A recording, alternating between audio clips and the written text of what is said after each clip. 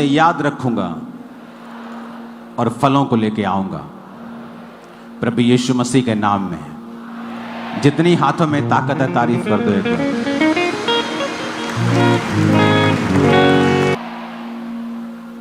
एक बात याद रख के इसको अपने घरों पे लिख के रखने की कोशिश करो कि इस धरती के ऊपर आप कितना इस्तेमाल होंगे ये परमेश्वर के ऊपर निर्भर नहीं करता है। क्या कहा मैंने? लोग बोलते हैं कि परमेश्वर इस्तेमाल करता है, किसी को ज्यादा किसी को कम, लेकिन मैं आपको बता रहा हूं कि परमेश्वर ये डिसाइड नहीं करता है आप कितना इस्तेमाल होंगे इस धरती के ऊपर। ये परमेश्वर डिसाइड नहीं करता है, ये आप लोगों की नॉलेज, प्रैक्टिकल नॉलेज, सिर्फ थ्योरी नहीं, एपिग्नोसिस, प्रैक्टिकल नॉलेज परमेश्वर के वचन की सही शिक्षा निर्धारित करती है कि आप कितना परमेश्वर के द्वारा इस्तेमाल किए जाएंगे।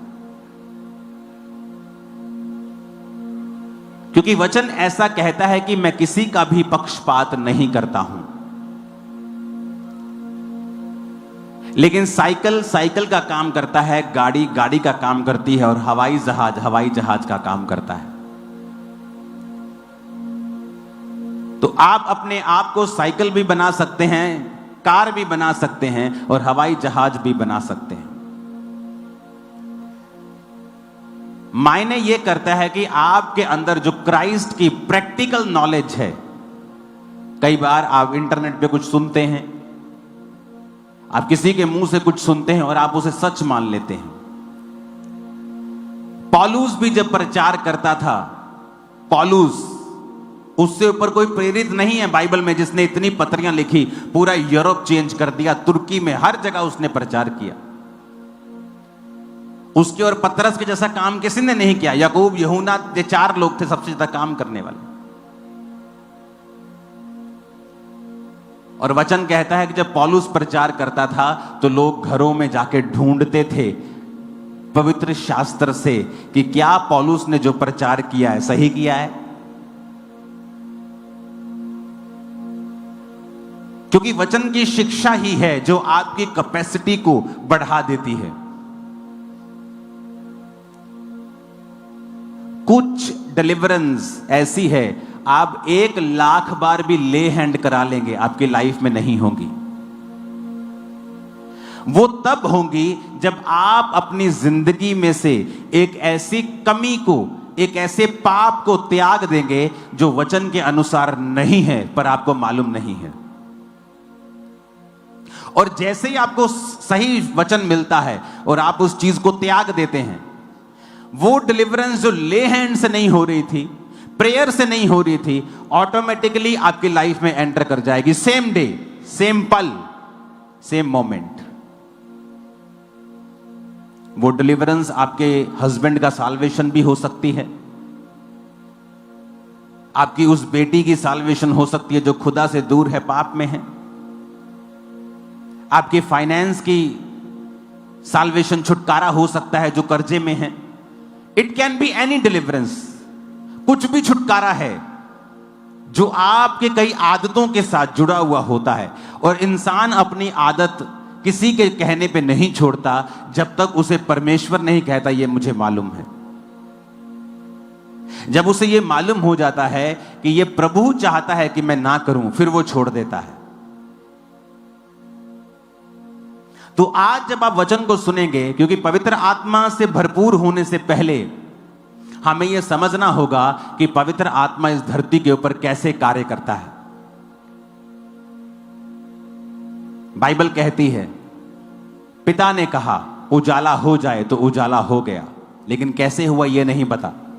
लिखा, पवित्र आत्मा जल के ऊपर मंडलाता था और जैसे ही उसे पिता का वचन मिला, आत्मा ने वचन लिया और उजाला कर दिया। जहां भी आपकी लाइफ में आपको उजाला चाहिए, वहां 2 चीजें होनी चाहिए। एक, पिता का लिखा हुआ वचन, और दूसरा, पवित्र आत्मा आपकी लाइफ के अंदर। और पवित्र आत्मा आपकी लाइफ के अंदर उतना ही काम करता है जितना आप उसे अलाउ करेंगे, जितना आप उसके साथ कोऑपरेट करेंगे, जितना आप वचन की बुद्धि, वचन की शिक्षा और वचन के द्वारा अपने माइंड को एक्सपेंड करेंगे, पवित्र आत्मा भी उसी रीति से आपकी लाइफ में उतना ही काम करेगा। तो पवित्र आत्मा से भरने से पहले आपको पवित्र आत्मा की शिक्षा भी होनी चाहिए और आप पवित्र आत्मा के कामों के प्रति ओपन होने चाहिए।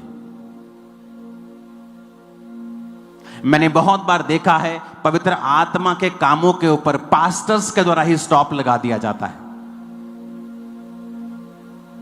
आज हम वाइट कपड़ों में आए हैं, हो सकता है परमेश्वर ने मुझे वाइट कपड़े डालने के लिए बोला हो, लेकिन इसका मतलब यह नहीं है कि सब वाइट कपड़े डालेंगे।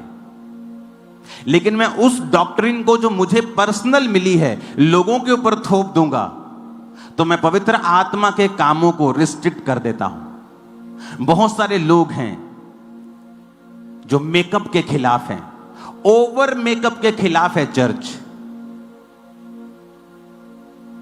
Over makeup.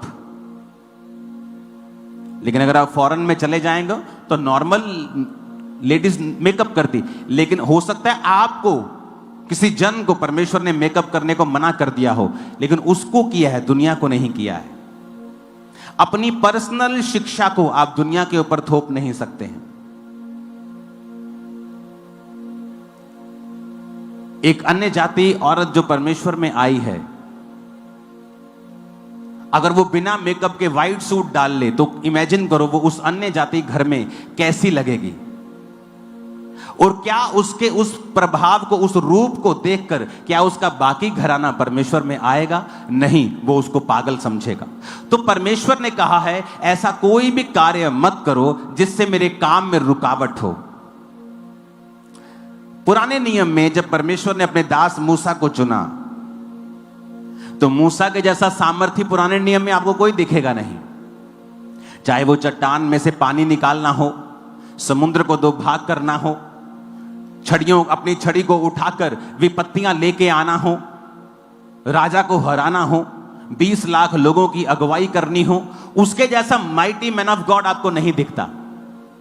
वचन कहता है निर्गमन 15 उसकी 23 आयत में लिखा, जब वो मारा नामक एक स्थान पर पहुंचे तो वहां का पानी खारा था और वो पी नहीं सके, उसका नाम मारा पड़ गया। ये कहकर वो मूसा के खिलाफ बकबक करने लगे कि हम क्या पिएं। तब मूसा ने यहोवा की दुहाई दी और यहोवा ने उसे एक पौधा बतला दिया और उसने उसे पानी में डाला और वो पानी मीठा हो गया। वहीं यहोवा ने उसके लिए एक विधि और नियम बनाया और ये कहकर उनकी परीक्षा की, यदि तू अपने परमेश्वर का वचन तन मन से सुने, आप आगे घर जाके पढ़ लेना। अब यहां पर मूसा है, कोई आम विश्वासी नहीं है जिसको पास सामर्थ्य नहीं है, छड़ी नहीं है, अथॉरिटी नहीं है, वरदान नहीं है, गिफ्ट नहीं है। ये एक ऐसा परमेश्वर का दास है जिसने लाल समुद्र दो भाग कर दिया, जिसने राजा के सामने राजा की लकीरें निकाल दी, जिसकी राजा उसके सामने लकीरें निकालने पे मजबूर हो गया। पहलोठे मारे गए, औलों की वर्षा हुई, अंधेरा छा गया, कुटकियां आई, डांस आए, क्या कुछ उनके साथ नहीं हुआ।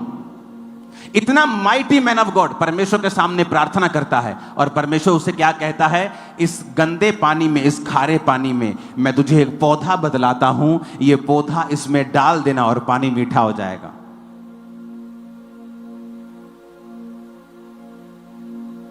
अब वहां पर परमेश्वर ने एक पौधे को इस्तेमाल किया। परमेश्वर ने नहीं कहा मूसा प्रार्थना कर और अपना हाथ रख, मैं उस पानी को ठीक कर दूंगा। परमेश्वर ने कहा ये पौधा ले और इसमें डाल दे। दूसरा राजाओं 2 उसकी 19 से लेके 21 आयत तक हम पढ़ेंगे। उसमें लिखा है, नगर के निवासियों ने अलीशा से कहा, देख यह नगर मन भावने स्थान पर बसा है और जैसा मेरा प्रभु देखता है, परंतु पानी बुरा है और भूमि गर्भ गिराने वाली है। उसने कहा, एक नए प्याले में नमक लेकर मेरे पास आओ, और वे उसे उसके पास ले आए। वह जल के सोते के पास निकल गया और नमक डालकर कहा, यहोवा यो कहता है, मैं ये पानी ठीक कर देता हूं, जिससे वह कभी मृत्यु या गर्भ गिराने का कारण ना होगा। अलीशा के इस वचन के अनुसार पानी ठीक हो गया और आज तक वो ठीक है। तारीफ करो जोर से खुदावंद। अब कौन था Alisha? Another mighty man of God, नदी को दो भाग करने वाला, बड़े बड़े मिरेकल्स करने वाला, मुर्दों को जिंदा जिंदा करने की सामर्थ्य उसके अंदर थी। और उसको उसके लोग कहते हैं ये पानी बहुत बुरा है, खारा है। तो जब हम पानी पीते हैं तो लेडीज का अबॉर्शन हो रहा है, मिसकैरेजेस हो रहे हैं। उसने कहा है कि नए प्याले में नमक लेके आओ। आपको क्या लगता है अलीशा ने ऐसा क्यों कहा? क्या अलीशा अगर अपने आप से कहता तो क्या वो पानी चंगा होता? कभी नहीं चंगा होता। क्या मूसा अगर अपने आप से कहता कि फलाना पौधा इसके अंदर डाल दो, पानी ठीक हो जाएगा, क्या वो होता? कभी नहीं होता। वो एक ऐसे प्रभु के जन थे जिनको पवित्र आत्मा अगुवाई करता था। अब यहां पर कोई मूर्ख कहे कि नहीं नहीं, एलीशा को प्रार्थना करनी चाहिए थी, ये क्या है बाबों का काम, नया प्याला ले आओ, नमक ले आओ। जब पवित्र आत्मा कार्य करता है वो तुम्हें पूछ के नहीं करता, वो तोता नहीं है, वो आत्मा है खुदा का, जैसे करना चाहता है वैसे करता है। तुम उसको डिब्बे में बंद करना चाहते हो, इसीलिए आज लोग उस लेवल पे नहीं जा पाते जो परमेश्वर उनके जीवन में चाहता है। यहां पर वो माइटी मैन ऑफ गॉड है, क्या ले हैंड नहीं कर सकता उसके ऊपर, पानी के ऊपर? क्या प्रार्थना करके ठीक नहीं कर सकता? कहता नए प्याले में नमक लेके आओ।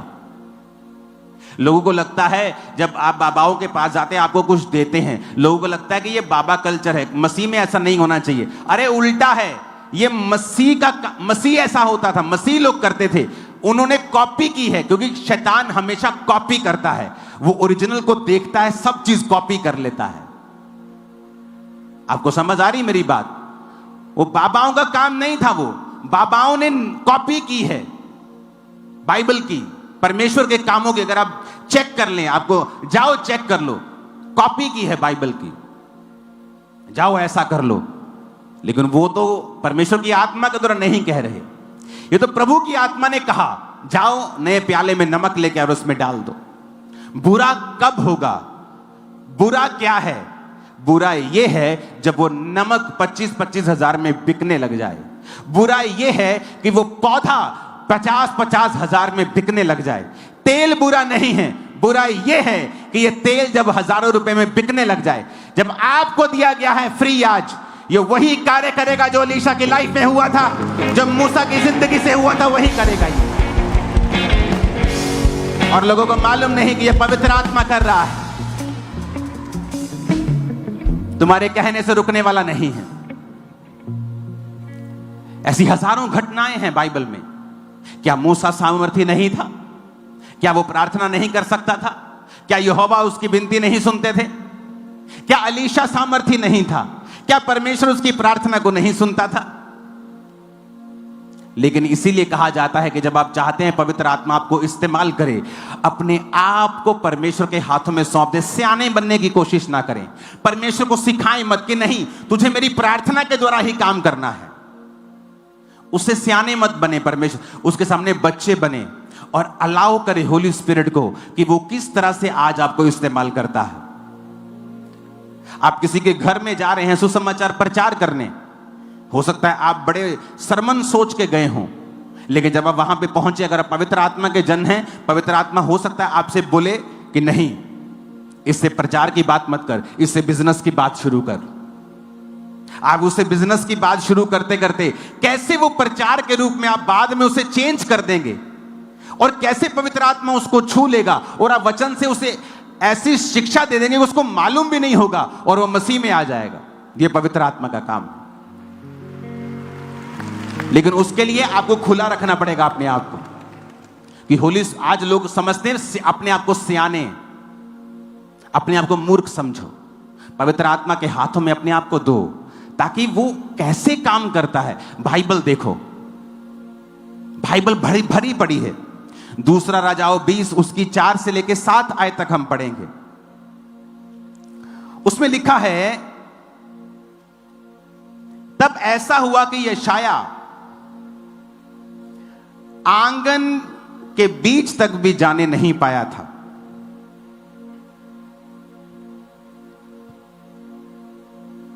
हालेलुया। तो यह वचन उसके पास यहोवा का पहुंचा। यशाया गया हिजकिय्याह नबी के पास, तेरी मौत आ गई है, अपने घराने में आज्ञा दे, जिसको जो प्रॉपर्टी देनी है दे दे। प्रभु कहता है कि जो बीमारी तुझे हुई है इससे तू मर जाएगा। हिजकिय्याह रोया, प्रभु के सामने उसको अपने पुराने सारे रिकॉर्ड ले आया कि प्रभु मैंने अच्छी तरह से तुझे माना है। तो लिखा अभी यशाया मैसेज दे के वापस नहीं पहुंचा भी नहीं था, परमेश्वर फिर से यशाया को कहता है कि लौट कर मेरी प्रजा के प्रधान हिजकिय्याह से कह दे कि तेरे मूल पुरुष दाऊद का परमेश्वर यहोवा यूं कहता है कि मैंने तेरी प्रार्थना सुनी और तेरी आंसू देखे हैं। देख, मैं तुझे चंगा करता हूं, परसों तू यहोवा के भवन में जा सकेगा। मैं तेरी आयु 15 साल और बढ़ा दूंगा। मैं अशूर के राजा के हाथ से तुझे और इस नगर को बचाऊंगा, और मैं अपने निमित्त और अपने दास दाऊद के निमित्त इस नगर की रक्षा करूंगा। तब यशाया ने कहा, अंजीर की एक टिकिया ले और उसे लेकर अपने फोड़े पे बांध, तब वो चंगा हो गया। अब रोक सकते हो पवित्र आत्मा को? रोक सकते हो पवित्र आत्मा को? यशाया कहता, अंजीर की एक टिकिया ले। उसे कैंसर का फोड़ा था, आम फोड़ा नहीं था। कोई आम फोड़े से मरता थोड़ी है, वो मर रहा था, डेथ बेड के ऊपर था। प्रार्थना की, मन खोला, रो रो कर प्रेयर की, पास्ट बताया, प्रभु मैं तेरे साथ वफादार रहा हूं। अभी यशाया वापस पहुंचा नहीं, प्रभु ने कहा वापस जा फिर से। अरे प्रभु अभी तो मैं आया हूं। नहीं, फिर वापस जा और उसे बता मैंने उसके आंसू देखे, प्रार्थना सुनी, उम्र को 15 साल बढ़ा दूंगा। और यशाया ने कहा, अंजीर की एक टिकिया लेकर अपने फोड़े पे बांध ले, और लिखा तू ठीक हो जाएगा। और वो ठीक हो गया और परसों यहोवा के भवन को चला गया। अब यहां पर भी बहुत से ज्ञानी आएंगे आपको ज्ञान देने के लिए कि यशाया अगर सामर्थी है, प्रभु का असली भविष्यद्वक्ता है, तो उसने प्रार्थना करके उसको चंगा नहीं किया। अरे तुम्हें क्या लेना देना जैसे परमेश्वर काम करना चाहे? तू क्या परमेश्वर का वकील है? तुझे क्या लेना देना? तू ये मत कह प्रभु ऐसे ऐसे कर, तू ये कह प्रभु मैं मौजूद हूं, मुझे इस्तेमाल कर, जैसा तू चाहे वैसा इस्तेमाल कर। हालेलुया। जब आप पवित्र आत्मा के प्रति खुले होंगे कि पवित्र आत्मा किसी भी रीति से आपको यूज कर सकता है, आप जज नहीं कर रहे होंगे, तब होली स्पिरिट आपकी आईज को ओपन करेगा, आपके माइंड को ओपन करेगा, आपकी कैपेसिटी को बढ़ाएगा, और आप जो कर रहे हैं उससे कई गुना ज्यादा कर पाएंगे अपनी लाइफ में। हालेलुया। जब पवित्र आत्मा आपसे बात करता है, एक्चुअल में आप तब एक्सपेंड करते हैं। बात समझ आ रही है? वचन पे ध्यान देना फिर से। अपने पड़ोसी को बोलो, पवित्र आत्मा जैसा चाहे वैसा कार्य करता है, जैसा लोग चाहते हैं वैसा नहीं, वो वैसा कार्य करता है जैसा वो चाहता है। आमीन। तो कोशिश करनी है आपको कि पवित्र आत्मा, आज जब आप मांगेंगे होली स्पिरिट, आप मुझे छुएं, मुझे भरें, मुझे अनॉइंटिंग दें, मुझे वरदान दें। तो उससे पहले आपको मालूम होना चाहिए कि होली स्पिरिट किसी का बंधा हुआ नहीं है। आप अपने आप को, अपने माइंड को, अपनी स्पिरिचुअल शिक्षा को एक्सपेंड कर लें, ताकि जब वो आपको छुए आप अनलिमिटेड ग्रेस के साथ इस्तेमाल हो। आप बोलेंगे आपने तो सारी पुराने नियम की बातें की हैं, नया नियम में ऐसा कब होता था? तो वचन कहता है यूहन्ना 9 उसकी 5 से लेके 7 आयत तक हम पढ़ेंगे। मरकुस 6 उसकी 12 और 13 आयत को हम पढ़ेंगे। पहले हम यूहन्ना के उस वचन को पढ़ेंगे। जब तक मैं जगत में हूं तब तक जगत की ज्योति हूं। जीसस ऐसा कह रहे हैं। यह कहकर यीशु मसीह ने भूमि पर थूका और उस थूक से मिट्टी सानी और वो मिट्टी उस अंधे की आंखों पर लगाकर उससे कहा, जा शीलो के कुंड में धो ले। शीलो का अर्थ भेजा हुआ है। और उसने जाकर धोया और देखता हुआ लौट आया। जीसस जिनके हाथों में, जिनके कपड़ों में इतनी ताकत थी कि कपड़े छूकर लोग ठीक हो जाते थे। कपड़ों के छोर, कपड़ों से निकलते हुए धागे, जो यहूदी ट्रेडिशन में लोग कपड़े डालते थे उनमें धागे लटकते थे। और 12 साल की औरत ने कपड़ा नहीं, कपड़े का लटकता हुआ धागा छू लिया था तो चंगी हो गई थी। वो जीसस आपको क्या लगता है अपनी मर्जी से कर रहे थे? कहते नहीं, जो कुछ मैं पिता को देखता हूं करता हुआ वही मैं करता हूं। जो उसको आत्मा ने कहा कि थूक, आज विश्वासी के सामने पास्टर को थूक कर कुछ करना हो तो पास्टर डर जाता है कि ये लोग मुझे ट्रोल करेंगे, मेरे बारे बुरी बातें कहेंगे। लेकिन एक सच्चा पास्टर ट्रोल से डरता नहीं, वो ट्रोल को हवाओं में उड़ाता है, परखच्चे उड़ाता है ट्रोल्स के। वो उसे रेपुटेशन की परवाह नहीं है, उसे वचन सुनाना है, अपने स्पिरिचुअल असाइनमेंट को पूरा करना है। तो जीसस ने आत्मा को सुना और मिट्टी सानी, मिट्टी को गीला किया और उसकी आंखों पे लगा दिया कि जा और शीलो के कुंड में धो ले। अब आप जीसस को बोल दो कि तूने हाथ लगा के उसको चंगा क्यों नहीं किया, क्यों ले हैंड नहीं किया? ले हैंड के अलावा और कोई हीलिंग नहीं करनी चाहिए। लेकिन जीसस ने वही किया जो आत्मा ने कहा। मरकुस 6 उसकी 12 और 13 आयत को पढ़ेंगे। तब चेलों ने जाकर प्रचार किया कि मन फिराओ, और बहुत सी दुष्ट आत्माओं को निकाला और बहुत से बीमारों पर तेल मल के उन्हें चंगा किया। अब चेलों को भी बुरा कह दो। जब चेले खुदाबंद से सामर्थ पाए हुए थे, जब चेले खुदाबंद के द्वारा अभिषिक्त थे, तो फिर तेल मल के चंगा करने की जरूरत नहीं थी उनको। लेकिन चेलों को भी परमेश्वर ने कहा था, आत्मा तुम्हें सिखाएगा तुम्हें क्या करना है। प्रेरितों के काम 19 उसकी 11 से लेके 16 आयत तक पढ़ेंगे।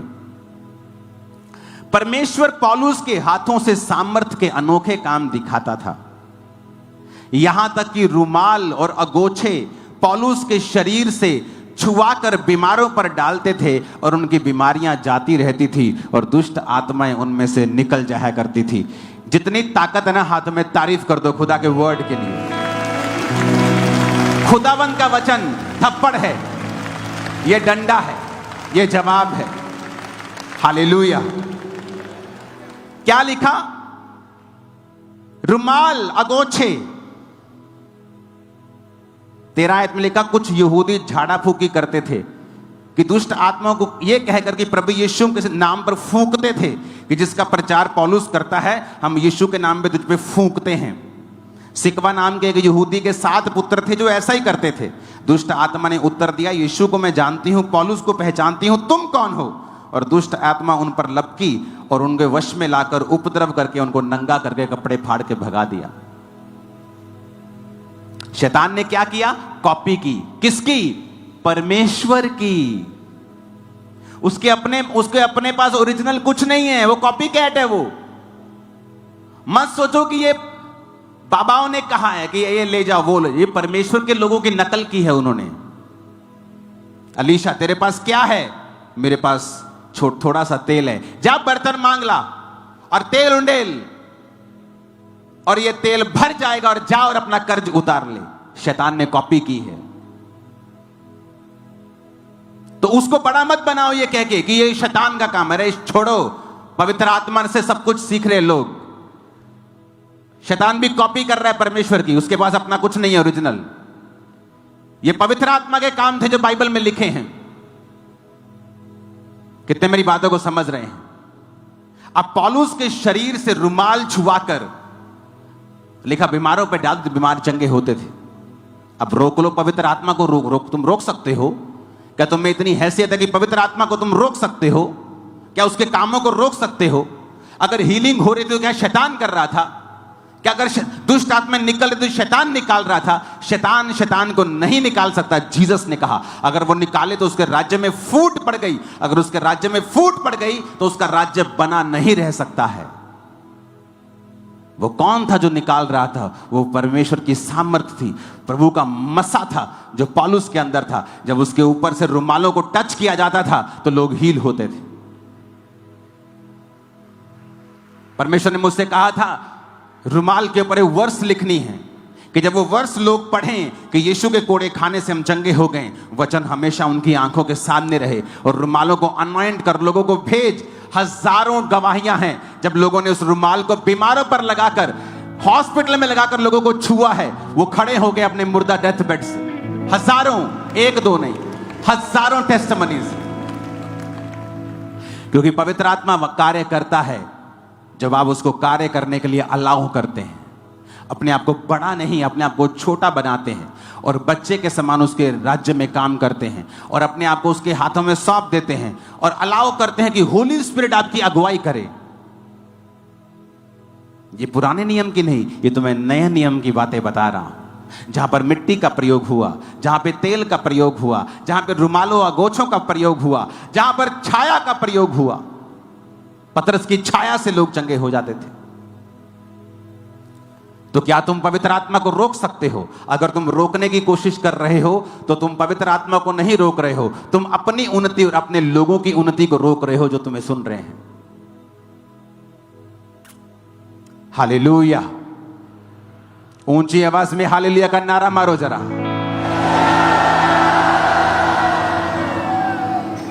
मुझे आज भी याद है जब मैं ऐसी सभाओं में होता था, सब कुछ भूल जाता था मैं। मुझे चोट ना लग जाए, मुझे नहीं मालूम होता था पीछे दरी बिछे तो दरी के नीचे सरिया है कि नहीं है। इतना मैं मस्त होता था प्रार्थना में जब वर्शिप होती थी। वो थोड़े से लोग होते थे, 500-700 लोग अटेंड कर रहे होते थे मीटिंग, और पास्टर के ऊपर मसा होता था। वो गिराता भी मेरे को ही था बार बार। उसे मालूम था शायद मैं रिसीव कर रहा हूं, तो पवित्र आत्मा छूता भी ज्यादा मुझे ही था। तो मेरे लोग मुझे पकड़ने में लगे रहते थे। कई बार वो भी आत्मा में होते थे और मैं नीचे गिरा हुआ होता था। फिर उठते थे, फिर प्रार्थना रिसीव करते थे, फिर गिरते थे। आत्मा से भरते थे, भरते रहते थे, अपने आप को फिल करते थे। और आज जहां क्रूसेड होता है, टेंट कम पड़ जाते हैं, लाइटें कम पड़ जाती हैं, हाथ खड़े करते थे लोग, बस जगह नहीं है।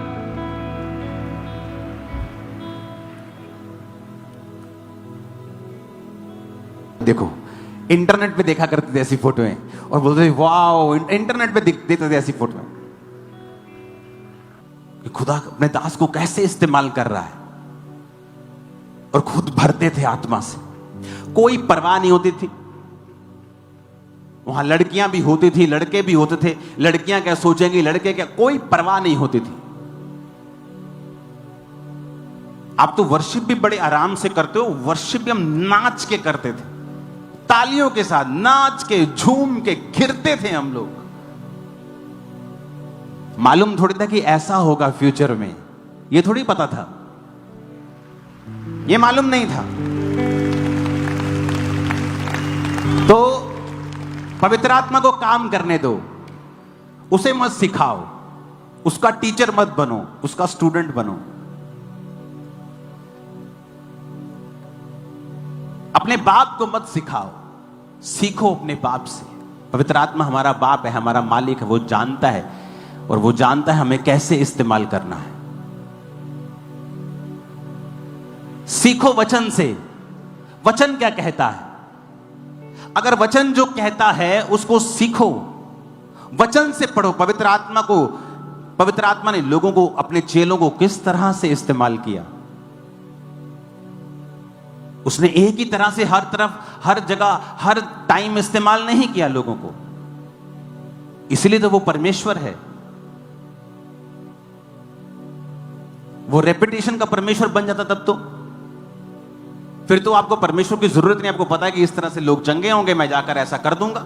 आपको तो प्रभु के गाइडेंस की फिर जरूरत ही नहीं है। लेकिन दाऊद को हर बार प्रभु बताता था, इस बार पीछे से जाना, इस बार आगे से जाना, इस बार साइड से जाना, इस बार ऐसे जाना, इस बार टुकड़ियों में जाना। हर बार अलग बताता था। आप सेवा में एक ही जब रूल पकड़ लेते हैं, आप अपने आप को लिमिटेड कर लेते हैं। वचन से पवित्र आत्मा आपको कई चीजें बोल सकता है। मुझे आज भी याद है जब पास्टर बेनी हिन को मैं देखता था, जब मैं 2004 में 5 में प्रभु में आया, तो जब वो प्रचार कर रहे होते थे तो मेरी बॉडी में गर्माहट फील होती थी। और मुझे तब मालूम नहीं होता था कि मैं पेट में गर्म क्यों लग रहा है, बाकी जगह ठंडा है। ऐसा लगता कि ऐसे ही हो रहा है, कुछ खाया पिया होगा। लेकिन जैसे जैसे मैं आत्मा में बढ़ा और सेवकाई में बढ़ा, तो मुझे समझ आई कि प्रभु मुझे छू रहा था, पवित्र आत्मा मुझे टच कर रहा था। तब मुझे समझ आती कि पवित्र आत्मा की वो किसी भी तरह से इस्तेमाल, वो टीवी के माध्यम से हील कर सकता है। हालेलुया।